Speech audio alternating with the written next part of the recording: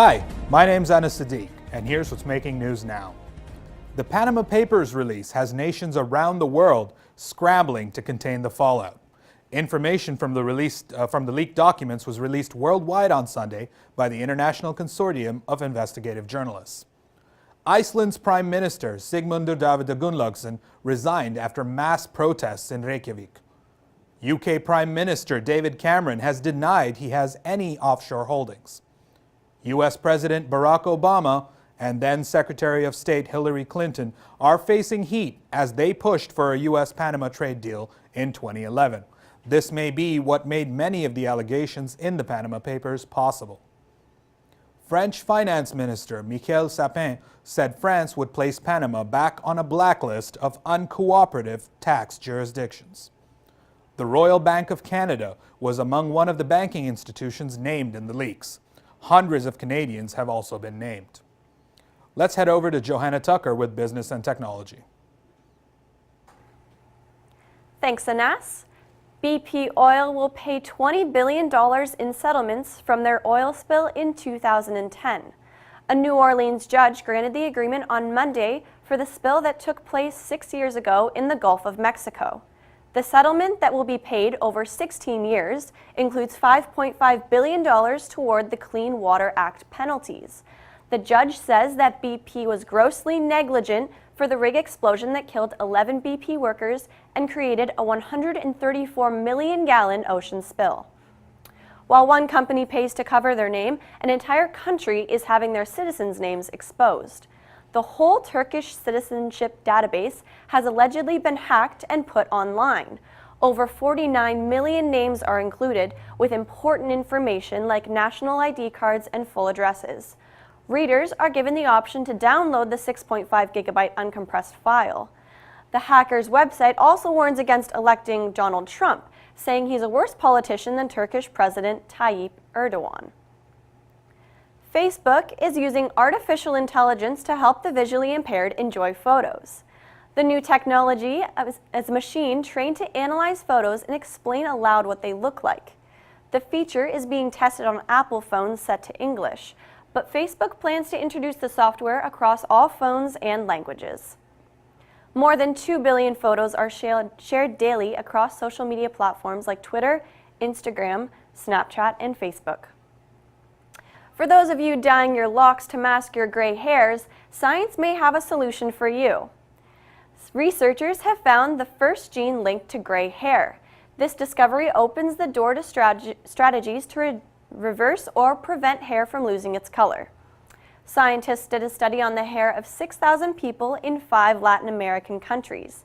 The study adds more evidence suggesting gray hair is a genetic trait.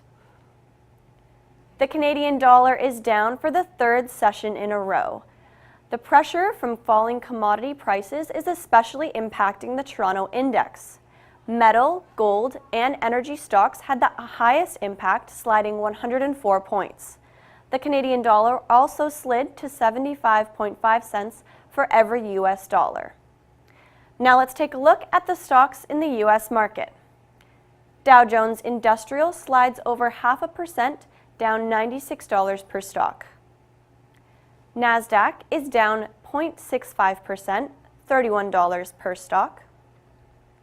S&P 500 are also down 0.88%, $18 per stock. In the social media world, it was announced today that Twitter will live stream 10 Thursday night NFL games this fall. The social media platform won the bidding war over other platforms like Facebook, Amazon, and Verizon. NFL Commissioner Roger Goodall made the announcement this morning through, of course, Twitter. NFL's contract details with Twitter are unknown, but in January, CBS and NBC paid to air the same 10 games, $45 million per game. While football fans will look forward to that, basketball fans were enjoying a heated end to March Madness. Let's head over to Emily Bongelli for those updates. Thanks, Johanna. March Madness ended with an exciting buzzer beater last night. Marcus Page of North Carolina scored to tie the game up with 4.7 seconds left until Chris Jenkins of Villanova scored a three-pointer with no time left on the clock that won the NCAA championship for the Wildcats. The upset cost the North Carolina Tar Heels the game 77-74. This is the second time Villanova has won the NCAA double championship. Their last win was in 1985. The Jays came out on top yesterday, beating the Tampa Bay Rays 5-3 in their second game of the season. Josh Tolley, Michael Saunders, and Josh Donaldson all hit home runs, and R.A. Dickey came out with the win. The Jays play Tampa Bay again tonight at 7:10 p.m. Now for your MLB Roundup. On Monday, the San Francisco Giants beat the Milwaukee Brewers 12-3 at Miller Park.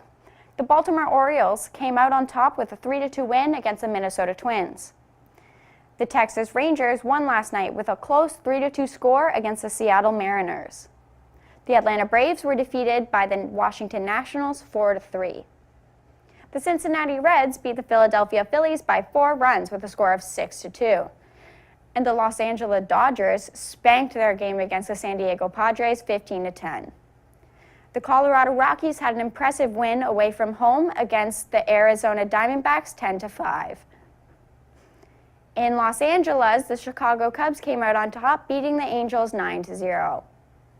The Chicago White Sox had a narrow win against the Oakland Athletics last night, 4-3. And now we're on for our NHL news. The Toronto Maple Leafs lost at home last night to the Florida Panthers.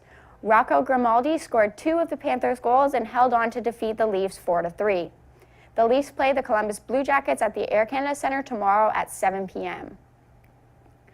In other Leafs news, forward Nazem Kadri served his first day of a 4-game suspension for cross-checking Detroit Red Wings forward Luke Glendening during their Saturday game.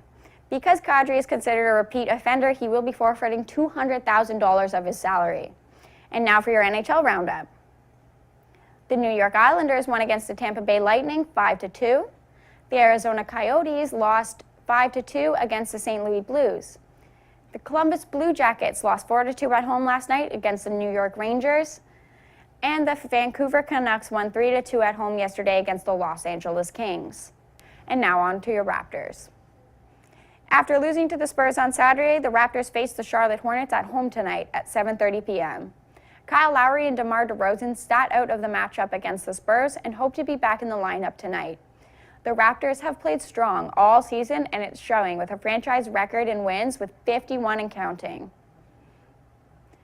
Canada's hopes of a Women's Hockey World Cup has come to an end last night when Alex Carpenter of Team USA, daughter of former NHL player Bobby Carpenter, scored their only goal in the game in overtime. Team USA is undefeated in the tournament and are on their way to winning a 3rd straight world title. The USA has met Canada in every final of the 17 Women's World Championships. Canada lost 1-0 on home soil in Kamloops, BC. That's all for sports. I'm Emily Boncelli, and back to Anaz in the studio. Thanks, Emily. Victims of sexual assault at Brandon University are being made to sign a document preventing them from speaking out to anyone about the assault except a counselor. Students are threatened with suspension or expulsion if they do not comply with the document. The document was discovered by a student group called We Believe Survivors and was verified by Brandon University as authentic. Closer to home, the Toronto Black Lives Matter protests came to an end on Monday, with the protesters packing up their makeshift tent city outside Toronto Police headquarters. The protest ended after Ontario Premier Kathleen Wynne and 2 of her ministers met with the protesters. The Premier vowed to work with Black Lives Matter on a review of the Special Investigations Unit. Black Lives Matter has issued a 300-hour deadline for decision-makers to respond to their demands. As one protest ends, another begins. Tow truck drivers from across the province converged on Queen's Park this morning as part of a rolling protest against Bill 15. The bill requires tow truck drivers to provide customers with an itemized list of services before demanding payment and insists on limits on how long a tow truck driver can work, capping working hours at 13 per day and up to 60 per week. The province says the bill, which passed in 2014, is designed to protect consumers from fraud, regulate the tow truck industry, and reduce insurance rates. Tow truck industry officials argue that the bill will place restrictions on drivers and may drive up prices. The bill will go into effect January 1st, 2017. Now let's head over to Emily Bongelli with the weather. Thanks, Inez. I hope you guys didn't pack up your mittens and scarves quite yet because it is a cold one. Today we'll be feeling a high of 0 with a low of -7 with a wind chill that makes it feel like -11, but at least the sun is shining. For our 5-day forecast, the cold temperatures are unfortunately going to continue. Tomorrow we're going to be seeing a mix of flurries and showers, so take it easy on the roads. The temperatures will be a bit higher today with a low of 3 and a high of +5. Thursday's shower may continue with a high of 5 and a low of -1. On Friday, there is a 30% chance of flurries with a high of 5 and a potential low of -8. So if you're a snowboarder like me or a skier, you may be able to get in one last run. Going into the weekend, we'll see the sun again with a partial cloud coverage on Saturday. The high is not going to be so high at -3 with a low of -7.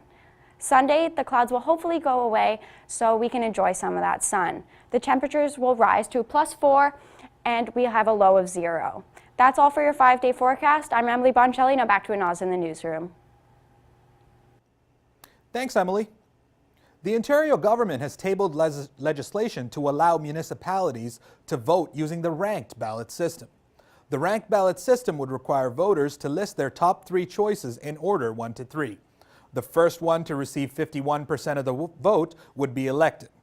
If none of the choices receives a majority, the choice with the least number 1 votes is eliminated, and the vote is counted again with the majority holder winning.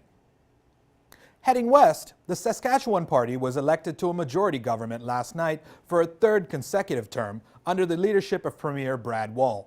The party voted in to 51 out of the 61 seats with just under 63% of the vote. The Saskatchewan NDP gained 1 seat, bringing their total to 10 seats within 30% of the vote. Saskatchewan NDP leader Cam Broughton was unable to hold his seat in his home constituency of Saskatoon Westview.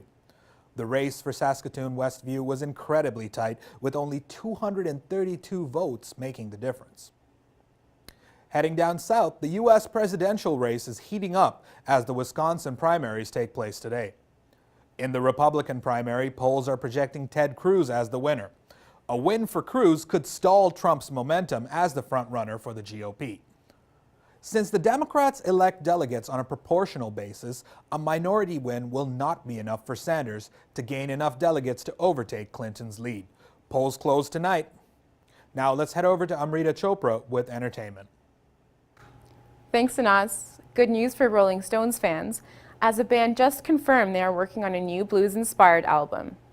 Keith Richards said on BBC Radio that the Stones are currently in the studio cutting new stuff. The Stones haven't released a studio album since 2005's A Bigger Bang. The band was speaking at the launch of their career retrospective in London, billed as the largest exhibition of Stones memorabilia ever mounted. Now, some sad news for Star Wars fans. The actor who voiced Admiral Akbar has passed away at the age of 93. Eric Beresfeld voiced the Mon Calamari commander in Return of the Jedi. Beresfeld's other roles include voice work in last year's film Crimson Peak and the 2001 film AI Artificial Intelligence. Veteran actress Judi Dench picked up her 8th Olivier Award on Sunday, a record tally at Britain's biggest night for theatre. The 81-year-old won the award for Best Actress in the supporting role for The Winter's Tale. Dench is best known for her role as M in the James Bond series, playing the head of the Secret Intelligence Service. Oscar winner Steve McQueen, who directed 12 Years a Slave, has made his commercial debut with British luxury brand Burberry's new fragrance for men. The scent, called Mr. Burberry, unveiled on Monday and features a 3-minute-long advertisement. It's filmed in a cinematic style that you'd expect from McQueen, with some steamy scenes. Bill Cosby won the right to delay providing evidence in a defamation lawsuit in Massachusetts yesterday. Cosby is accused of defaming women with public statements that they fabricated sexual misconduct allegations against him. In his ruling, the federal judge said Cosby might be forced to disclose facts that could be used against him. Actress Gwyneth Paltrow and Coldplay frontman Chris Martin have finalized their divorce after being separated since 2014. Their divorce is a little unusual. For one thing, the couple is happily divorcing. Martin told Rolling Stone magazine that he has had, quote, a wonderful divorce. In the March issue of Glamour, the 43-year-old actress called Martin a great ex-husband. That's it for entertainment news. Now let's head back to the studio. Thanks, Amrita. In international news, Islamist rebels have shot down a Syrian warplane and captured its pilot. The aircraft was shot down in an area south of Aleppo, where the insurgents are battling the Syrian army and its allies. Syria's military confirmed that an aircraft on a reconnaissance mission was shot down by a surface-to-air missile. The Syrian Observatory for Human Rights said that the fighters from Al-Qaeda's Nusra Front captured the pilot and took him to one of their headquarters in the area. A South Korean official says that North Korea has the capability to mount a nuclear warhead on its medium-range Rodong missile. This news comes as South Korea released a video on its official website depicting nuclear missiles raining down on prominent South Korean landmarks, including the presidential residence. At the same time, China has announced restrictions on trade with North Korea in line with the UN Security Council resolution passed in early March. China will ban imports of gold and rare earth metals, as well as banning exports of jet fuel and other oil products. The move is designed to starve the renegade nation's nuclear ambitions. That's it for the final newscast of the year. From all of us here at Skedline, we want to thank you for your support and viewership. And a special thanks goes out to Matt Stevens, Skedline's broadcast technician and all-round miracle worker. Bye for now.